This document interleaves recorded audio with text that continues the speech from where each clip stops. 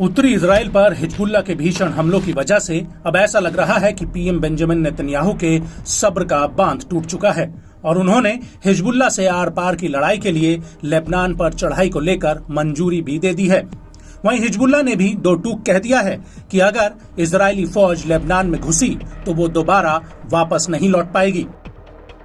हालांकि इस सब के बीच इजरायल और हिजबुल्लाह के युद्ध की वजह से बड़ी तबाही आ सकती है, इस बात में कोई दो राय नहीं है। लेकिन इजरायल पर इसका कितना असर पड़ेगा ये अपने आप में सबसे बड़ा सवाल है, क्योंकि अब इजरायल की पावर कंपनियां खुले तौर पर ये कह रही हैं कि हिजबुल्लाह के साथ अगर इजरायल जंग में जाता है तो उसके पावर ग्रिड इस बोझ को सहने के लिए तैयार नहीं है और अगर इजरायल में 72 घंटे बत्ती गुल रहती है तो इजरायल रहने लायक नहीं बचेगा। दरअसल ये बात इजरायल की बिजली कंपनी नोगा के सीईओ शाउल गोल्डस्टाइन ने कही है। उनका कहना है कि हम असल युद्ध के लिए तैयार नहीं हैं, हम एक काल्पनिक दुनिया में जीते हैं जो मेरी आंखों में है। इजरायल 72 घंटे बिना बिजली के बाद रहने योग्य नहीं रहेगा। आप सारे इंफ्रास्ट्रक्चर को देखिए, ऑप्टिकल फाइबर, बंदरगाह, और मैं संवेदनशील चीजों में नहीं जाऊंगा। हम अभी अच्छी जगह पर नहीं हैं। अगर नसरल्लाह इजरायल के पावर ग्रिड को ठप करने का फैसला करते हैं तो उन्हें केवल फोन उठाकर बेरूत के पावर ग्रिड के प्रमुख को कॉल करना होगा, जो इजरायल के समान है। अच्छी बात यह है कि हमने इजरायल इलेक्ट्रिक कंपनी के साथ मिलकर सुरक्षा में बहुत निवेश किया है।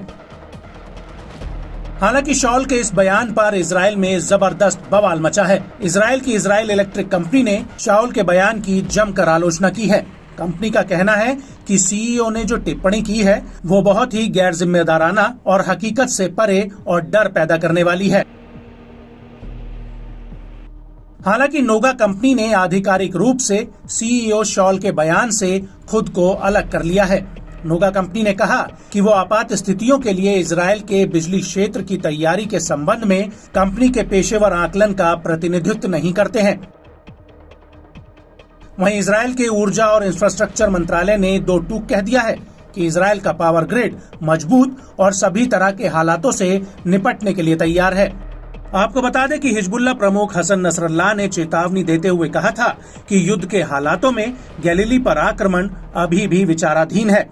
वहीं इजरायल के सेना प्रमुख ने उत्तरी इजरायल की यात्रा के दौरान हिजबुल्लाह को चेतावनी दी थी कि अभी वो इजरायल की सैन्य और खुफिया ताकतों से अनजान है